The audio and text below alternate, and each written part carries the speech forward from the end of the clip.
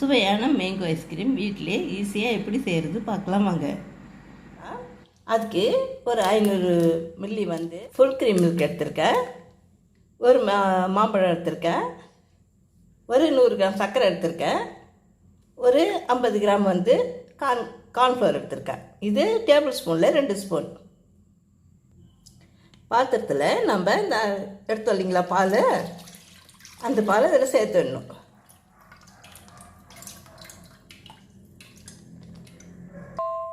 அடுப்பு பற்ற வச்சு இந்த பால் பாத்திரத்தை வச்சு கிண்டி விட்டுக்கிட்டே இருக்கணும்.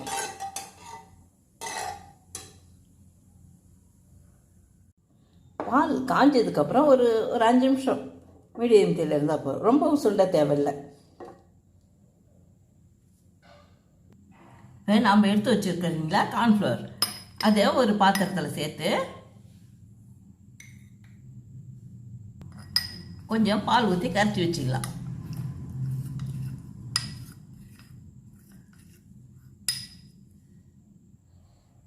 கரைச்ச இந்த கார்ன்ஃப்ளவரை இந்த காஞ்ச பாலில் சேர்த்துடணும். சேர்த்துட்டு தீயை சிம்மில் வச்சு இல்லை மீடியம் தீயில் வச்சு கிண்டிக்கிட்டே இருக்கணும்.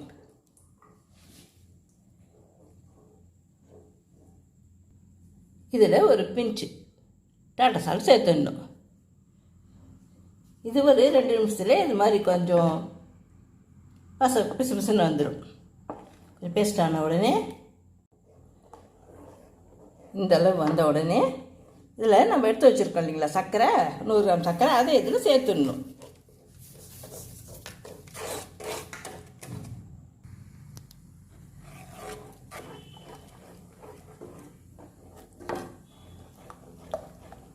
நூறு கிராம் சர்க்கரையும் கரையிற வரைக்கும் கலக்கணும்.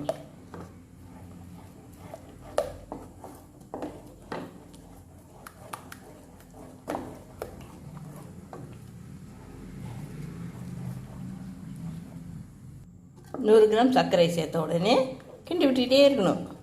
தீயை சிம்மில் தான் வச்சு கிண்டணும்.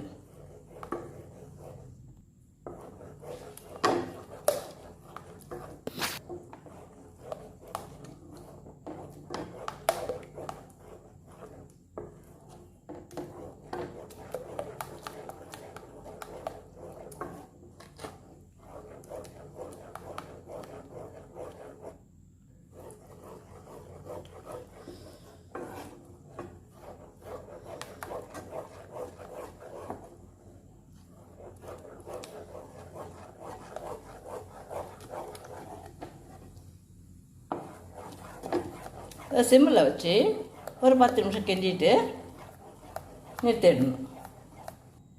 இதில் ஒரு 1/4 ஸ்பூன் வெனிலா எசன்ஸ் சேர்த்துடணும். சேர்த்து கலந்துடணும்.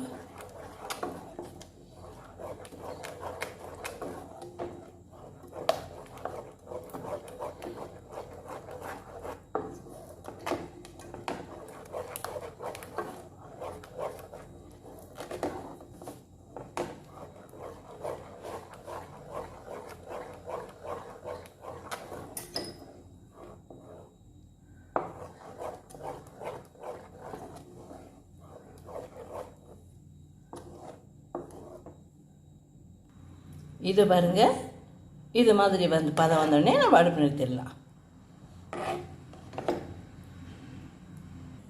நம்ம எடுத்த மாம்பழத்தை கட் பண்ணி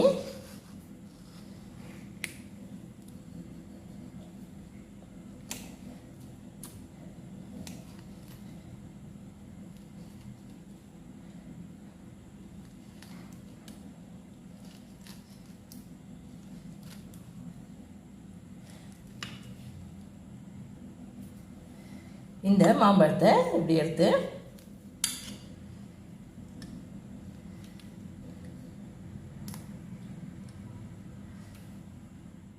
நம்ம பால் காய்ச்சணும் இல்லைங்களா, இந்த கார்ன்ஃப்ளவர் போட்டு அது நல்லா ஆற வச்சிடணும்.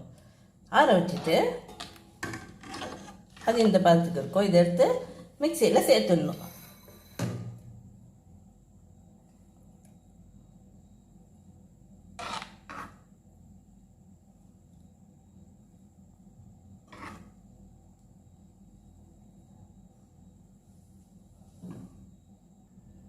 அதை மிக்சியில் சேர்த்துட்டு அதில் இதை பாருங்கள் மாம்பழம் இது மாதிரி கட் பண்ணி வச்சுருக்கேன். இது 200 கிராம் கப்பில் 1.5 கப் இருக்குது. இதையும் இதில் சேர்த்துடணும்.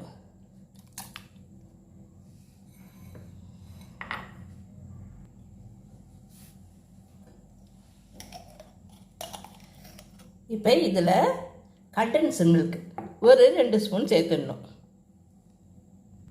கண்டென்ஸ்டு மில்க் 2 ஸ்பூன் சேர்த்துருக்கேன். பெரிய ஸ்பூனில் எல்லாத்தையும் சேர்த்து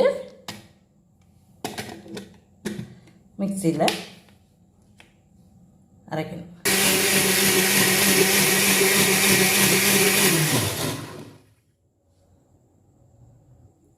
விட்டு விட்டு பல்ஸில் வச்சு ஒரு 5 நிமிஷம் ஓட்டணும். ஓட்டினா இது மாதிரி வரும். இது மாதிரி ஒரு பவுலில் மிக்சியில் அரைச்சதை சேர்த்துடணும்.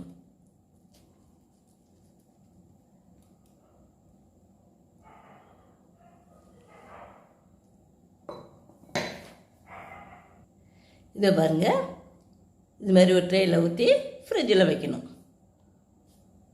இதுக்கு நம்ம கலர் சேர்க்க தேவையில்லை, மாம்பழத்தில் இருக்கிற கலரே போதும். இது பாருங்கள், இது மாதிரி ஒரு பிளாஸ்டிக் கவர் போட்டு மூடி வைங்க. அப்படியே திறந்துபடி வச்சுட்டோ இல்லை தட்டு போட்டு மூடினாலும் அது மேலே லேசாக ஈடு படிஞ்ச மாதிரி இருக்கும். இது மாதிரி பிளாஸ்டிக் கவர் பண்ணி எல்லாம் டைட் பண்ணிவிட்டு ஃப்ரிட்ஜில் ஒரு 5 மணி நேரம் வைங்க. 5 ஹவர்ஸ் ஃப்ரிட்ஜில் வச்ச உடனே இது மாதிரி இருக்கும். இதை இன்னொரு மிக்சியில் போட்டு அரைச்சிக்கணும்.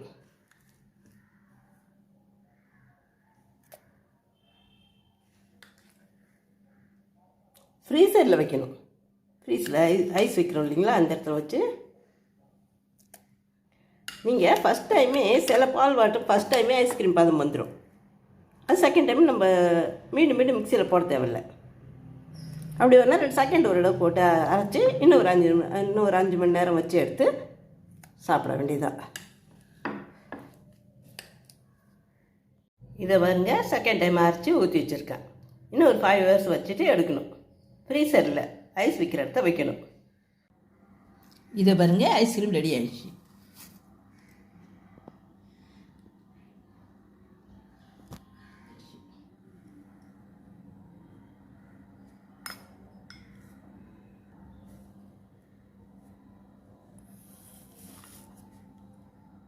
இதை பாருங்க, நீங்களும் இது மாதிரி மேங்கோ ஐஸ்கிரீம் செய்து பாருங்கள்.